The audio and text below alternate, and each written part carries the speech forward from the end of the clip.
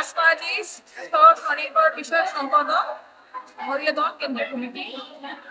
আজকে জাতীয়তাবাদী মহিলা দলের ৪৭তম প্রতিষ্ঠা বার্ষিকী। ১৯৭৮ সালে ১ সেপ্টেম্বর জিয়াউর রহমান দল বিএনপি প্রতিষ্ঠার পরপরই তিনি চিন্তা করলেন যে দেশের পাশাপাশি নারীরা কিভাবে এগিয়ে আসবে, নারীদেরকে মূল্যায়নের জন্য, নারীর ক্ষমতায়নের জন্য তিনি একই মাসে ৯ সেপ্টেম্বর তিনি মহিলা দল গঠন করেন।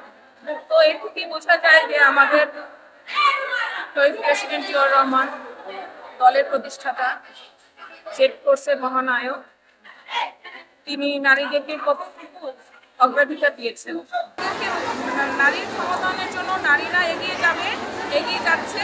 তো ভাইদের রিকোয়েস্ট হচ্ছে ভাইয়েরা যেন নারীদেরকে বোনদেরকে সহযোগিতা করে, ভাইদের পাশে যেন বোনরাও সমানে কাঁধে কাঁধ মিলিয়ে হাতে হাত রেখে তারা একসঙ্গে এগিয়ে যেতে পারে।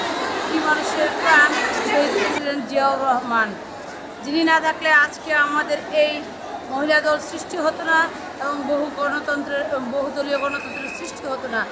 আজকে ওনাকে জানাচ্ছি গভীর শ্রদ্ধা এবং ভালোবাসা।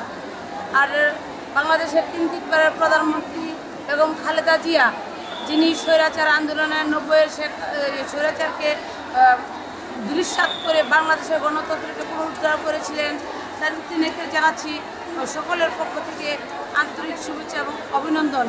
মহিলা দলের শুভ জন্মদিনে সকলকে বোনদেরকে জানাচ্ছি অভিনন্দন। আজকে আমরা শহীদ প্রেসিডেন্ট জিয়াউর রহমানকে স্মরণ করতে চাই। তিনি বাংলাদেশে মাত্র ৪ বছর যে প্রেসিডেন্টের দায়িত্ব পালন করেছিলেন, তিনি এই ৪ বছরে সারা বিশ্বের রোল মডেল হিসেবে গঠিত হয়েছেন এবং সারা বিশ্বের মধ্যে বাংলাদেশটাকে তুলে ধরেছিলেন। আজকে আমরা ওনার মাজারে শ্রদ্ধা জ্ঞাপন করতে আসছি এবং সকলে মিলে আমরা শৃঙ্খলার সহিত আজকে আমরা মহিলা দলের জন্মদিন পালন করতে এসেছি।